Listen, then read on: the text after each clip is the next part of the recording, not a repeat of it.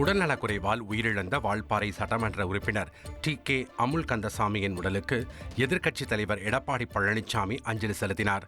கோவை மாவட்டம் அன்னூர் இல்லத்தில் வைக்கப்பட்டுள்ள அமுல் கந்தசாமியின் உடலுக்கு மலர் வளையம் வைத்து அஞ்சலி செலுத்திய பின் செய்தியாளர்களை சந்தித்த அவர், தொகுதிக்காகவும் கட்சிக்காகவும் தீவிர பணியாற்றியவர் வால்பாறை எம்எல்ஏ அமுல் கந்தசாமி என்றும் அவரது இழப்பு கட்சிக்கு பேரிழப்பு என்றும் கூறினார்.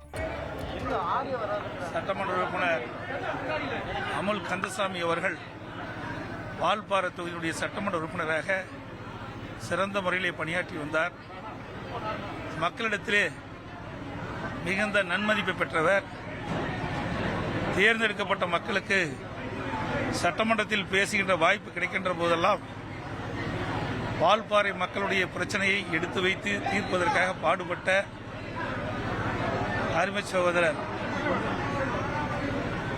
சகோதரர் அமுல் கந்தசாமி அவர்கள் இன்றைய தினம் மரணம் அடைந்துள்ளார். சிறந்த முறையிலே கழக பணியாற்றிய மறைந்த சகோதரர் அமுல் கந்தசாமி அவர்கள் அவருடைய இழப்பு ஈடு செய்ய முடியாதது.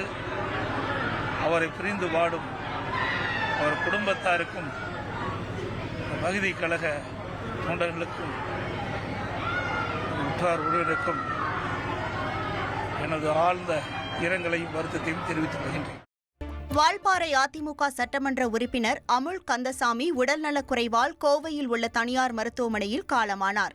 60 வயதாகும் அவர் கடந்த 2021ஆம் ஆண்டு நடைபெற்ற சட்டமன்ற தேர்தலில் முதல் முறையாக போட்டியிட்டு சட்டமன்ற உறுப்பினராக தேர்வு செய்யப்பட்டார். புற்றுநோய் பாதிப்பு மற்றும் உடல்நலக்குறைவு காரணமாக கடந்த 10 நாட்களுக்கும் மேலாக கோவை ராமகிருஷ்ணா மருத்துவமனையில் அனுமதிக்கப்பட்டிருந்த அவருக்கு சிகிச்சை அளிக்கப்பட்டு வந்தது. கடந்த 2 நாட்களாக தீவிர சிகிச்சை பிரிவில் அனுமதிக்கப்பட்டிருந்த அவர் சிகிச்சை பலனின்றி உயிரிழந்தார். ட்ரெண்ட ஃப்ரெண்ட் ஆக்கிக்கோங்க. 2.5 கோடிக்கும் அதிகமான தந்தி டிவியின் சப்ஸ்கிரைபர்ஸ் அண்ட் ஃபாலோவர்ஸ் குடும்பத்துல நீங்களும் இணையுங்க.